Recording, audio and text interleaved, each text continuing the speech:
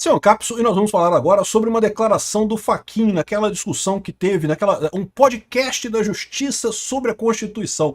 Você sabe, a Constituição brasileira fez aniversário alguns dias atrás, né? Foi em outubro, 5 de outubro, é isso? Que ela foi promulgada em 1988, né? Uma tristeza essa Constituição, cara, uma merda essa Constituição nossa.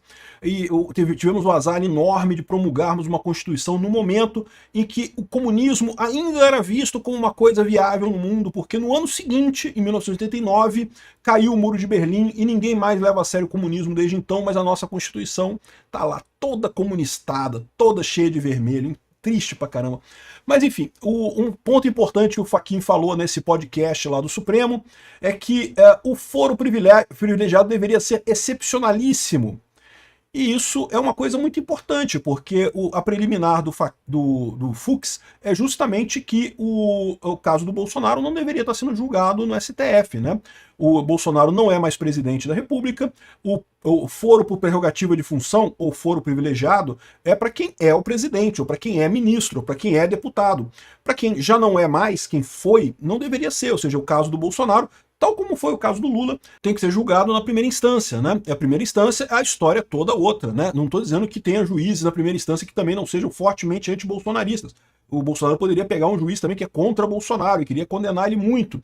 Mas a grande vantagem da primeira instância é que depois da primeira instância vem a segunda instância.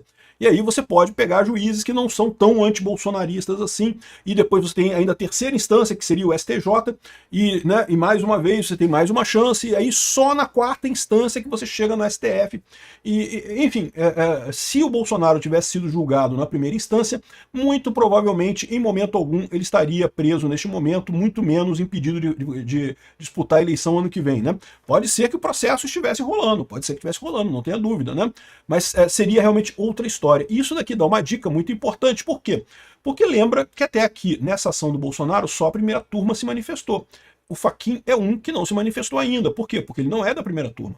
E a gente sabe que tem pelo menos 2 que devem alguma lealdade ao Bolsonaro. Não quer dizer que eles vão votar de forma porque gostam do Bolsonaro, não é isso.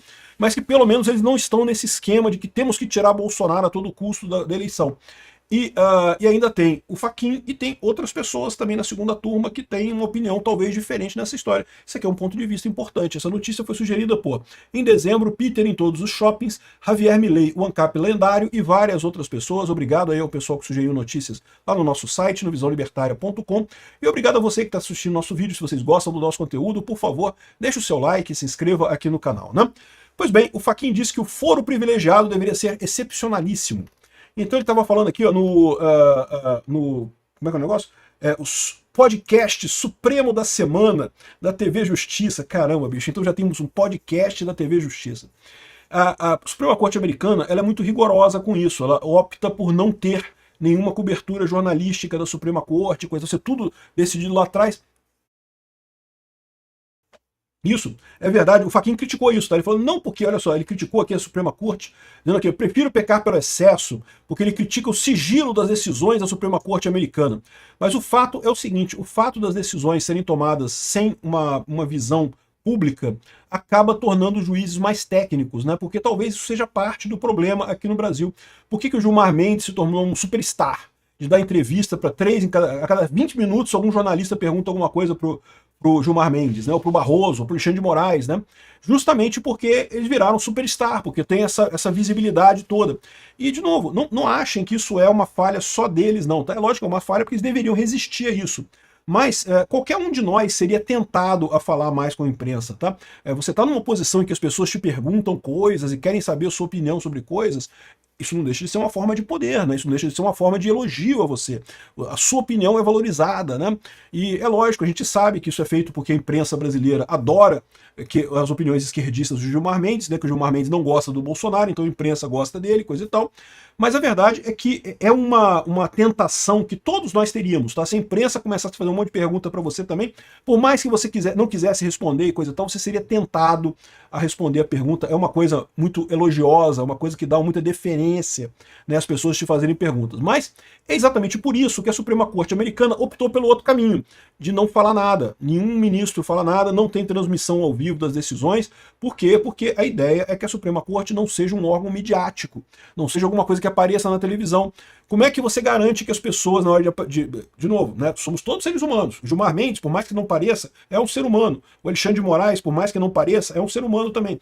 Então, você tem aquela tentação de aparecer nas câmeras, de seguir o ritmo das pessoas que gostam de você, que dizem que gostam de você, coisa e tal. Então, por isso, a Suprema Corte Americana optou por não transmitir a coisa para evitar esse tipo de exposição. Qual que é a decisão correta? Eu acho que é americana. Eu acho que é americana. Mas o Fachin acha que é brasileiro. De ter a publicidade, porque você tem a publicidade de todos os atos e coisa e tal. Porque, no final das contas, lá na americana você também tem publicidade, tá? Todos os votos de todos os ministros se tornam públicos. A única diferença é que você não vê o ministro votando na hora, não tem a transmissão ao vivo do julgamento do cara. Não, você vai ler o voto dele, quando for publicada a decisão, vai sair lá o voto com a decisão e coisa e tal. Então, publicidade você tem, né? A informação você tem. Você só não tem o show midiático, que, sinceramente, eu acho que faz mal mesmo para a Suprema Corte Brasileira. A Suprema Corte Brasileira deveria ser técnica. Aliás, toda a Suprema Corte deveria ser técnica, né? Enfim, mas o que me chamou a atenção nesse discurso dele foi justamente essa fase em que ele falou que, olha só, para Fachin, quem interfere na ordem jurídica alheia comete atentado à autodeterminação nacional. Ele está criticando o Trump, porque o Trump teria interferido na justiça brasileira com a coisa. Eu discordo, porque o Trump absolutamente não interferiu em absolutamente nada. Ele botou tarifas no Brasil, as tarifas é prerrogativa do governo botar tarifas, e ele colocou a Lei Magnitsky, porque a Lei Magnitsky também é uma prerrogativa do governo americano. Ela só é válida no território americano, ela não é válida no Brasil. Ela é válida no território americano. A questão é que muitas empresas brasileiras querem fazer negócio com os Estados Unidos. Aí, meu amigo, se você quer fazer negócio com os Estados Unidos, você tem que seguir a regra, né? Então, ele criticou isso daqui, coisa e tal, mas ele falou aqui sobre o problema de que da jurisprudência, né, do chamado foro privilegiado. O foro privilegiado, ou foro por prerrogativa de função, ele deveria ser excepcionalíssimo. Isso é uma coisa que chama atenção. Por quê? Porque esse daqui foi exatamente o caminho do voto do Fux. A preliminar do Fux, ele disse exatamente que o caso do Bolsonaro não deveria ter sido julgado pelo STF. O foro correto para isso seria a primeira instância da justiça brasileira, né? E não sei se tem alguma possibilidade de revisão desse tipo de coisa. Porque lembra, o fato de ele ter criticado muito o Trump aqui, isso daqui, meu amigo, faz parte, né? O próprio Fux, quando tomou algumas decisões lá com relação a, por exemplo, a questão do Bolsonaro, da prisão do Bolsonaro, domiciliar, ele falou, não, nós somos independentes, que não sei o que lá, mas eu acho que o Trump tá certo, realmente o Bolsonaro não tem por que estar preso, né? E é verdade, o pior é isso, isso está correto, né? Ressaltar que o STF é independente, que não é por causa do Trump que estão tomando essa decisão e coisa e tal, bacana, legal, é isso mesmo, mas toma a decisão correta, né? O próprio Fachin sabe que o fórum não é o correto.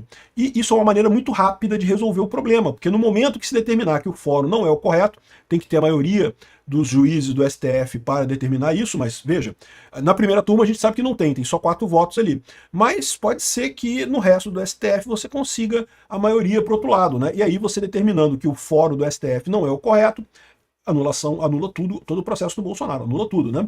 Não acho que isso vai acontecer imediatamente, mas o Fachin já está dando a dica de que isso pode acontecer sim, né?